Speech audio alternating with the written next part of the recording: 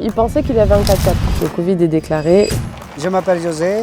Moi, je m'appelle Mélissa. Janvier 2020, on arrivait en Nouvelle-Zélande, on achète notre van, on commence notre voyage et du coup, c'est en mars 2020 qu'arrive le Covid, que le Covid est déclaré et que du coup, tout le monde, grosse panique à bord.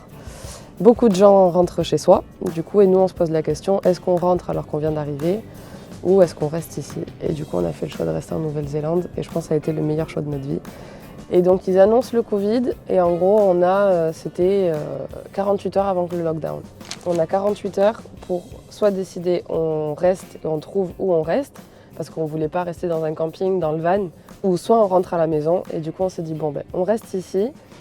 On est allé dans un petit bar du coin et là, j'ai commencé à envoyer des mails à tous les LPX, tous les woofing. On prie, on attend une réponse. On a eu 9 réponses négatives. Et on a eu une positive.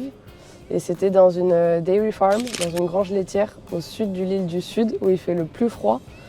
Et on a dit, vas-y, on y va quoi. Après le lockdown des confinements de 4 semaines, nous, on était complètement libres.